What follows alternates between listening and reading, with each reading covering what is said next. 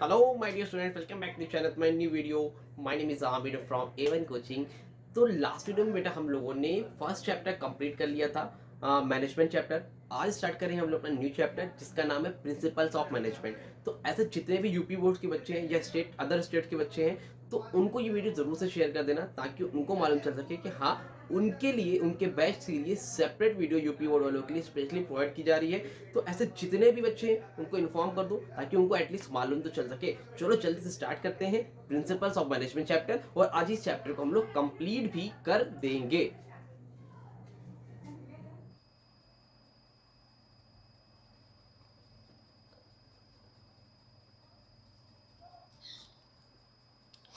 हाँ तो बेटा चलो जल्दी से भी स्टार्ट करते हैं अपना चैप्टर। इसका नाम है principles of management.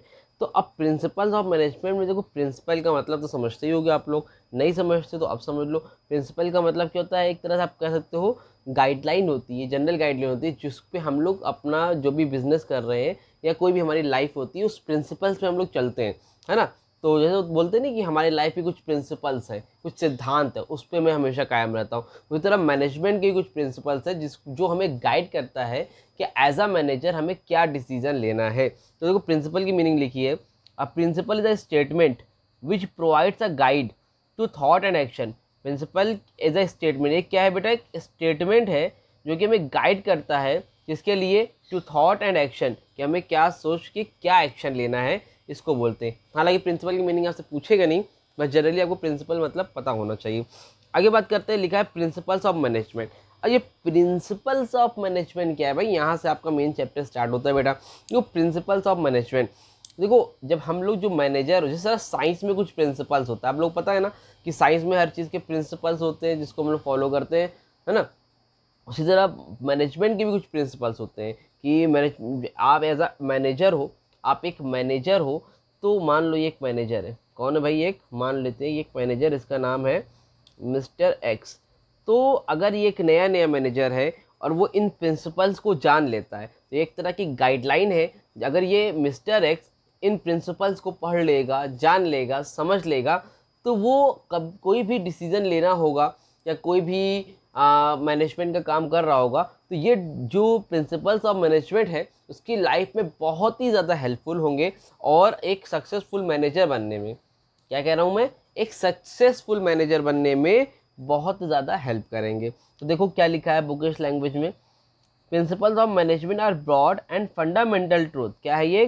Principal of management are broad and fundamental truth है that establish relation between cause and their effect. देखो प्रिंसिपल ऑफ मैनेजमेंट कैसे बनता है? कॉज एंड देयर इफेक्ट से, मतलब आपने कुछ किया तो उसका कुछ आपको रिजल्ट मिलेगा, ठीक है। Number 2, this principle serve as guideline. ये प्रिंसिपल क्या है बेटा? गाइडलाइन है फॉर मैनेजरियल डिसीजन मेकिंग। किसके लिए बेटा? Managerial decision making and their course of action. मतलब ये गाइडलाइन है कि अगर आपको कोई भी डिसीजन लेना है, अलग अलग तरह के डिफरेंट टाइप्स के जितने भी डिसीजन लेने हैं, तो उसके लिए ये क्या है बेटा? एक गाइडलाइन है जो आपको बहुत ज़्यादा हेल्प करती है बिजनेस को अपने रन कराने में या फिर एज अ मैनेजर, ठीक। Number 3, it is through principal that management predict the result of their action. मतलब ये इसके थ्रू, अगर आप प्रिंसिपल्स ऑफ मैनेजमेंट जान लेते हो, अगर आप प्रिंसिपल ऑफ मैनेजमेंट जान लेते हो, तो आप इसके थ्रू आप प्रिडिक्ट कर सकते हो कि आने वाले टाइम में रिजल्ट क्या होने वाला है, फ्यूचर में क्या हो सकता है, ताकि अगर मैं ऐसा करूँगा तो उसका क्या रिजल्ट होगा। अगर मान लो मिस्टर एक्स कुछ भी ऐसा डिसीजन लेता है तो इसका इफेक्ट आने वाले टाइम में क्या होगा, हो सकता है पॉजिटिव, हो सकता है निगेटिव। तो आपको एक आइडिया हो जाएगा अगर आप प्रिंसिपल ऑफ मैनेजमेंट को समझते हो तो। Number 4, management principles are not as is rigid as principle of science as this deal with human behaviour and thus are to be applied creatively as the situation of demand. मतलब ये जो होते हैं ये नहीं है कि आपने साइंस की तरह नहीं है कि आपने जो भी प्रिंसिपल्स है वो हो गए तो हो गए, वो चेंज नहीं होंगे। इसमें क्या होता है, वो सिचुएशन और डिमांड के हिसाब से आप उसको एडजस्ट कर सकते हो। ये नहीं कि ऐसा बोला गया है तो आप ऐसा ही करो। साइंस में क्या होता है, इसको आप चेंज नहीं कर सकते हो, सब कुछ ऑलरेडी क्या होती है, प्रूव होती है। तो जो मैनेजमेंट के प्रिंसिपल्स होते हैं वो सिचुएशन की डिमांड के हिसाब से चेंज हो जाते हैं, ठीक है, आप उसको एडजस्ट कर सकते हो। तो ये हो गया आपका बेसिक प्रिंसिपल ऑफ मैनेजमेंट। उम्मीद करता हूँ आपको यहाँ तक अच्छे समझ में आया होगा। अब आगे बात करते हैं बेटा हम लोग nature of principal of management, या फिर आप बोल सकते हो फीचर्स क्या बोल सकते हो बेटा, फीचर्स बोल सकते हो या फिर आप कैरेक्टरिस्टिक्स भी इसको बोल सकते हो। ठीक है, तो आगे बढ़ते हैं और देखते हैं इसके फीचर्स क्या क्या है।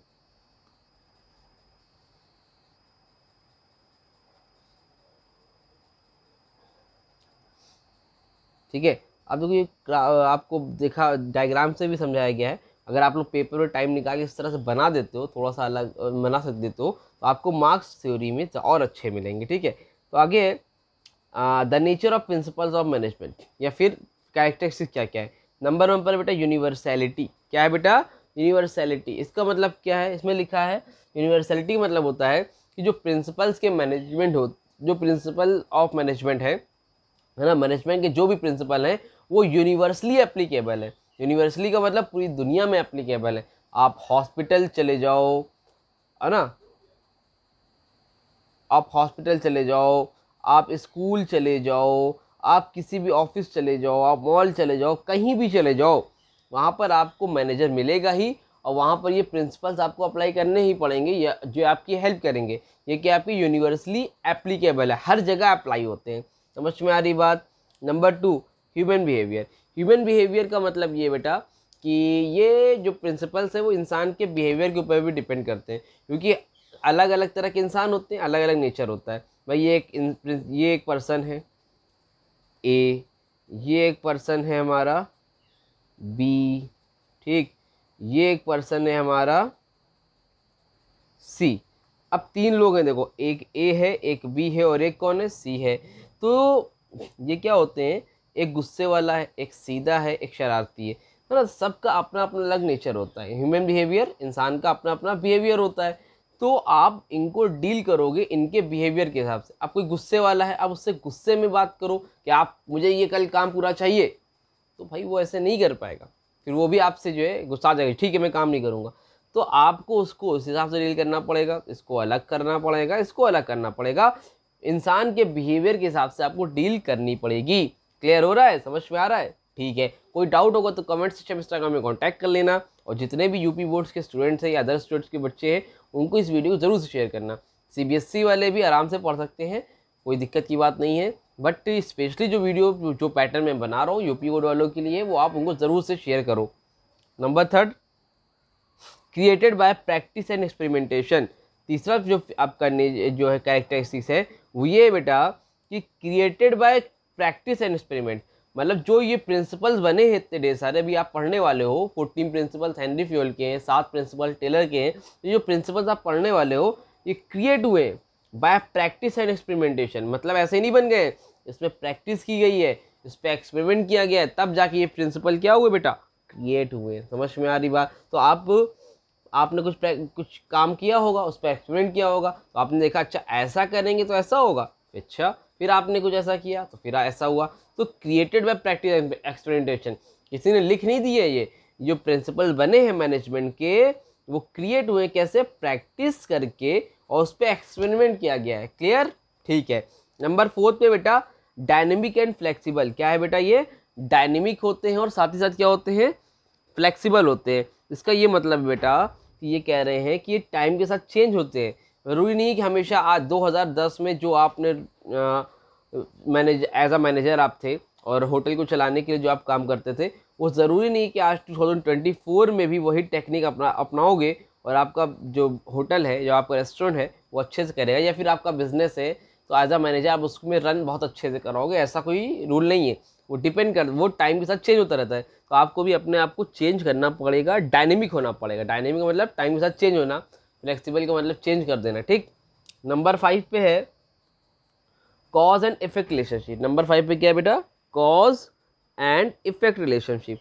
मतलब मैनेजमेंट में आप कुछ करोगे तो उसको आपका रिजल्ट देखने को मिलेगा। कैसा रिलेशन, ये कॉज एंड इफेक्ट रिलेशनशिप होता है। भाई मैंने बोला कि ये 2 बंदे हैं, है ना, ये 2 मैनेजर है, एक मैनेजर का नाम है ए, एक मैनेजर का नाम है बी, और ये है आपका वर्कर, ठीक है, जिसका नाम है सी। अब ए ने बोला जाओ भैया नीचे से फाइल ले आओ, बी ने बोला कि जाओ पहले जाके आप मेरा एक काम कर दो, बाहर से आपको ये एटीएम से पैसे निकाल के लाने।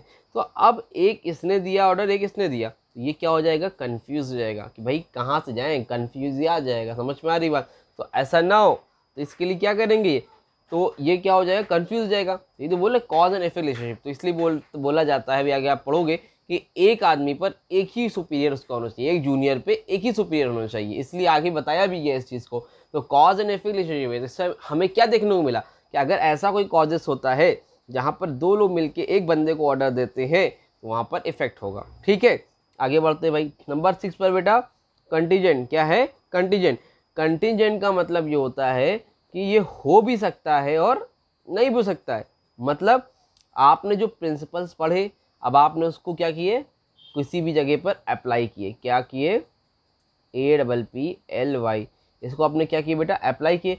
अब ये ज़रूरी नहीं है कि जो आपने किया वो हो ही जाएगा, रिजल्ट आपको मिल ही जाएगा। तो प्रिंसिपल ऑफ मैनेजमेंट कहीं से गारंटी नहीं देता है कि ये आपने किया तो इसको आपको रिजल्ट मिलेगा। कंटीजेंट है, कंटीजेंट का मतलब है हो भी सकता है और नहीं भी हो सकता है। The principles are relative and not absolute. समझ रहे हो, एब्सोल्यूट नहीं है ये। Depending upon the current situation at a certain point of time the principles are applied. उम्मीद है आपको, उम्मीद करता हूँ यहाँ तक अच्छे से क्लियर हो गया होगा। कोई डाउट हो कमेंट सेक्शन में इस टाइम में कॉन्टैक्ट कर लेना। अच्छा, एक इंपॉर्टेंट बात, अगर आप बेटा ये नोट्स चाहते हो, PDF नोट्स जो कि आप जिससे पढ़ रहे हो, तो इसको अगर लेना चाहते हो तो आप मुझसे पर्सनली मेरे मोबाइल नंबर, व्हाट्सएप नंबर पे कॉल मत करना, मैसेज करना 8957250045। ठीक है, 8957250045। अगर नहीं दिख रहा हो, मैं बोल दे रहा हूँ 8957250045 पे कांटेक्ट करके ये नोट्स ले सकते हो। और इसके लिए ये आपको पेड मिलेगा। पेड बेटा इसलिए मिलेगा क्योंकि इसका थोड़ा सा रीज़न है। इसके लिए पर चैप्टर आपको जस्ट 10 रुपीज़ पे करने। कितने रुपीज़ पे करने बेटा, पेड पर चैप्टर 10 रुपीज़ है। अच्छा, आपको इसमें सिर्फ नोट्स नहीं मिलेगा, इसमें आपको पूरा नोट्स के साथ साथ इंपॉर्टेंट क्वेश्चंस मिलेंगे, MCQs मिलेंगे, तो बहुत सी प्रैक्टिस वाली चीज़ें हैं। इसलिए हम लोगों ने इसका प्राइस रखा और बेसिक प्राइस रखा है ताकि हर बच्चा इसको अफोर्ड कर सके और लेने में उसको कोई दिक्कत ना होने पाए। ठीक है, आप चाहो तो सारे चैप्टर एक साथ ले सकते हो, बाकी आप चाहो तो चैप्टर वाइज भी ले सकते हो। ठीक है, तो उम्मीद अगर इंटरेस्टेड होगे तो आप कांटेक्ट कर सकते हो, अदरवाइज आपकी तो क्लास चली रही है, आप बुक से भी पढ़ सकते हो। ठीक है, आगे बढ़ते हैं और देखते हैं आगे क्या है। आगे है इसमें, पहले देखो हेडिंग है पहले से, importance of the principles of management. क्या लिखा है बेटा यहाँ पर देखो, सिग्निफिकेंस या importance of the principles of management. Importance की बात करते हैं भाई जल्दी से, चलो।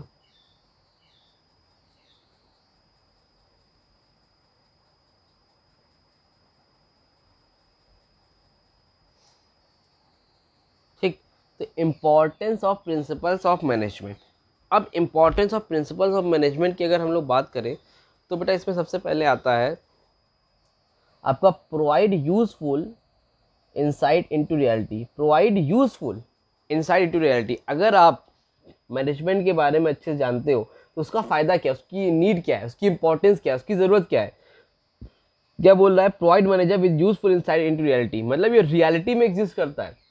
मतलब आप अगर प्रिंसिपल्स ऑफ मैनेजमेंट को जान लोगे तो अपनी लाइफ में रियलिटी में क्या कर सकते हो, उसका यूज़ कर सकते हो और आपको बहुत फ़ायदा हो, क्योंकि आपको पहले से ही मालूम चल रहेगा कि हाँ अगर ऐसा होगा, ऐसी कोई घटना घटती है तो इसका ये नुकसान देखने को मिलेगा या इसका ये बेनिफिट या इसका फ़ायदा हमें देखने को मिलेगा।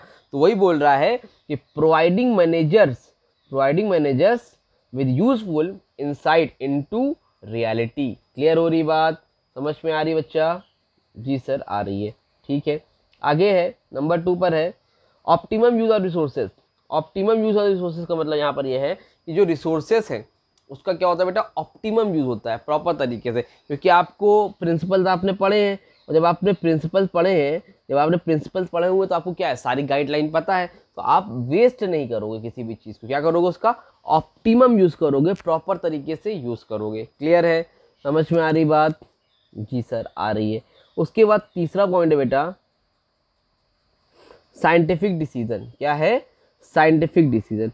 ये बोलते हैं कि आपको साइंटिफिक डिसीजन में भी लेने में हेल्प करता है और आपको साइंटिफिक डिसीजन लेना चाहिए।